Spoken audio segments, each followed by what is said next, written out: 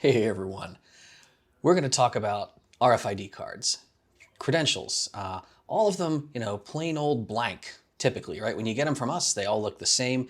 When you get them from other people, they also look the same because blank cards are, that's what's useful to pen testers. If you're ordering these for use on jobs, you want to be able to send them through a printer, but it also means you're not getting good manufacturer information, on each card when you order them. And a lot of products out there are garbage. They're just really bad. So how can you tell? What can you do with maybe your Proxmark to evaluate and test some of your cards? In fact, I do have some test cards here. This video is coming from some comments I've gotten from people online, and also the fact that I've been getting new product to throw up on the site. And boy, some of the samples that we've gotten, not all vendors are created equal, let me just tell you. So let's say you've got yourself an RFID card, right? You've got some kind of credential. You think it's RFID. You're not even sure. What are some of the best things you can do to sort stuff out? I mean, my poor warehouse team has to do this sometimes when they find a card in the office. They're like, oh crap, what is this? Does this go in inventory here? Does it go in that bin there? Some of you know this, right? A high-powered flashlight. Many of you hackers have these. You can look right through a card and find the chip and the antenna. This round, very thick antenna. What do we got there? You all know this. The thicker the antenna, the lower the frequency typically. So this is a low frequency credential. This is a classic T5577 or reprogrammable, reconfigurable low frequency card that can emulate procs, that can emulate EM, you name it. All the low frequency technologies that are out there that are very easy to use, very easy to clone. That's what we're holding here. Now there's one other thing you can do, which is run the tune command. Right now I did low frequency tune. So just my low frequency antenna is testing its voltage levels. And you can see, you're getting a live readout here. And if I bring this card onto the Proxmark, that voltage will drop a little bit.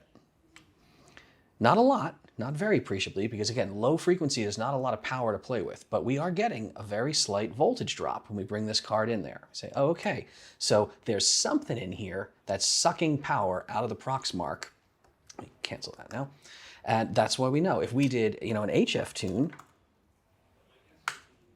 all right, measuring the high frequency antenna. Did you see a high frequency, component to this credential? I didn't. So if I bring this into play, you know what it's doing? It's reading my hand, God damn it. So we're not seeing those voltages change a whole lot here. Checking. No, it's staying mostly up. Yeah, it's actually going up slightly when I bring this around. That's fascinating. So yeah, you're not getting an appreciable voltage drop on the high frequency end. This is not a high frequency credential. All right, but what do we have here? Well, let's start out with our flashlight. Well, we've certainly got our low frequency antenna. There's our chip. We got some other wiring, but wait a minute, why is there another chip?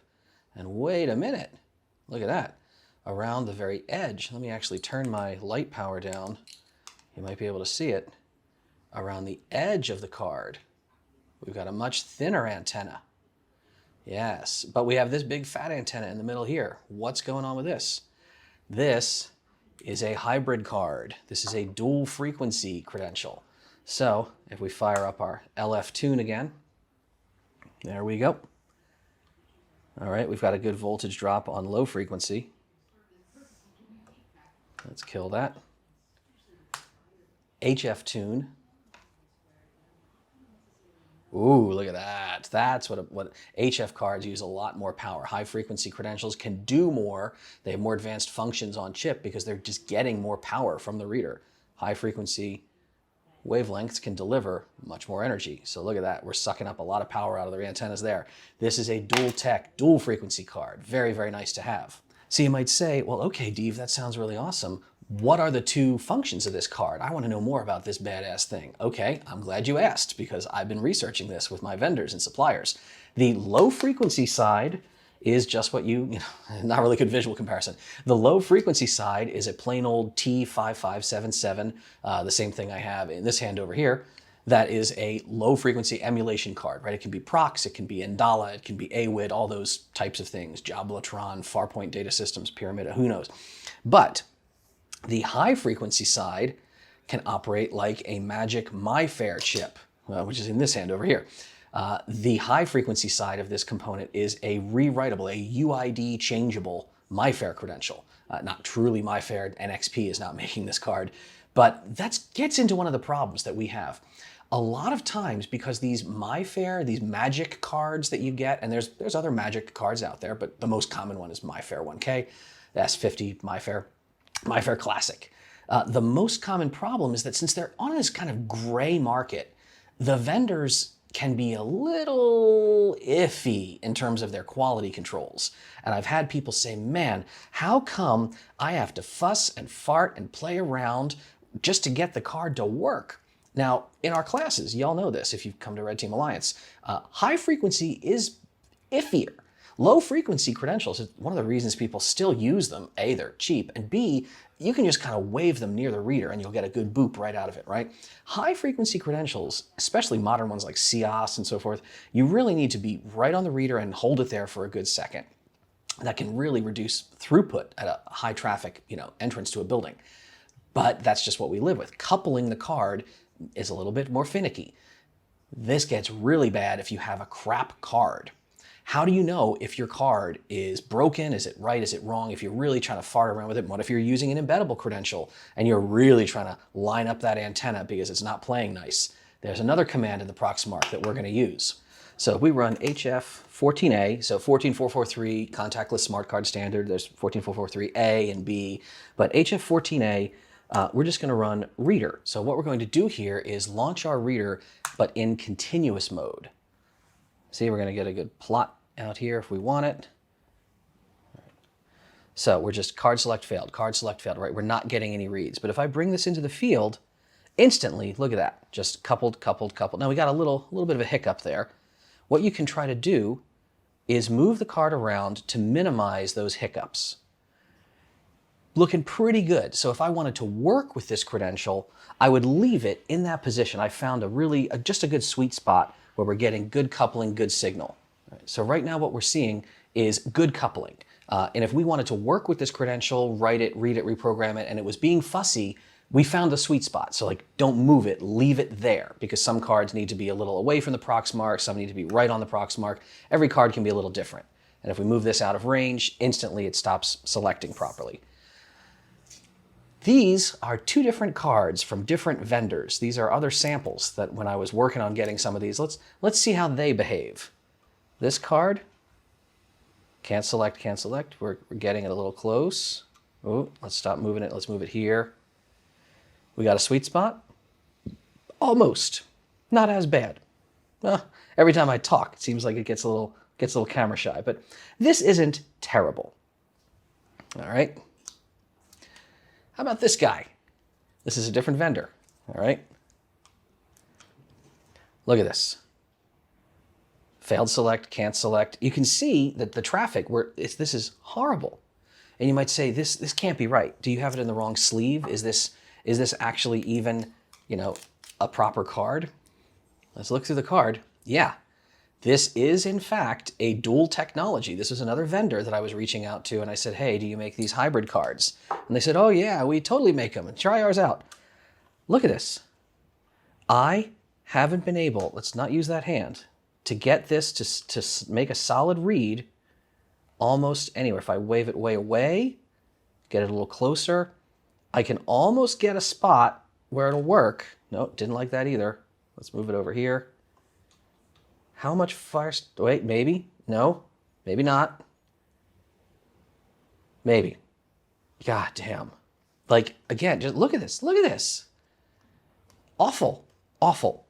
Let me put this back in its sleeve of shame so I don't mix it up. Yeah, this vendor, suffice it to say, we did not go with this vendor. It was so unreliable that it was showing up as sometimes a PicoPass chip or other things because the Proxmark just couldn't tell what the hell it was looking at. The dual technology cards, which we do now have, I put them on the site. I love them. They're really well made. They're actually sandwich layers of PVC and PET. So if you have different types of plastics, They will perform better in heat transfer. We run a card printing workshop actually at Red Team Alliance for some of our special customers. If you want to learn about how to print direct to card or retransfer printer or any of the very many technologies for embedding UV and other things, a PET or composite card is much better in some of those printers. So I really like these credentials that we got. If you've gotten credentials online and they weren't working for you, try that continuous reader mode. See if you can find the sweet spot where your credential might work, and if it still doesn't work, throw it out because it's horrible. But now we got another situation. This was actually a customer that sent a card back to us. They sent it, they said, hey, I bought these T55 cards from you and they don't work. And I said, that's odd. They always work for me. We've been buying T55s for a long time from the same vendor, a very reliable vendor. And I said, how could this be a problem? I put it down on my Proxmark and I went LF search. Sure enough, comes right up. T55, found the chipset. Now you might say, wait a minute, but it said no tags found. Ah, yeah. This is a valid credential. It's working. We can see it says, hint, try your T55 commands. Yeah, like I could clone data onto this card, but these come from the factory unprovisioned. What I later found, the customer, I went back and forth with them. I said, hey, man, these are working for me. Are you using a Proxmark? Are you using a blue cloner gun, which can be a little iffy? I'm like, what are you using? And he said, well, I'm using my door. And I said, why are you using your door? Are you trying to shim something? What are you talking about? He's like, no, well, we have this electronic door lock and it accepts low frequency credentials. I looked it up and you can enroll new credentials. So I bought some fobs, but yours were cheaper. So I bought these cards, but I couldn't enroll it. And I'm like, well, yeah, you can't. You need to put data on the card for it to see anything if you present it to the door. The door might want to enroll the card, but it has to have information on there and the right kind. It might be EM, it might be prox, but you need to put something on the card. This is the equivalent, I told him, of like if you have a blank key, which, like we sell blank keys on the site. If you went to a locksmith and said, hi, this is a new key I just got. Can you make my door open with this key? The locksmith would look at it and be like, this is a blank key. There's no cuts on it. You need to put cuts on the key, and then I can like key your door to match this key. But there's no such thing as like keyed to blank. I mean, technically, even 000 isn't blank in most systems, right? You've seen Schlage has a 0 cut. That's a very slight cut. So yeah, you have to put cuts on the key to use it in a door. You have to put data on the card to use it in an access control system. So right now, again, these T55 credentials have nothing on them. But instead, if we go ahead and see LF HID clone, we'll give it some raw data. Let's just shove a bunch of ones in this, bang, there we go. We're just gonna shove all Fs across the data block. There's our blob, there's our PAX payload. So now, if we were to go ahead and let's try to do a LF search. There we go. What have we found? Well, we found a number of things. It is valid HID prox, a number of possible card formats because we made up just all Fs. But yeah, like this now, I bet if he presented that to his door, hey, maybe it would work. It would recognize it as a card. And if you were done with it, LF T55 wipe. And because the Proxmark doesn't always get it perfectly, let's see if we actually managed to wipe this card.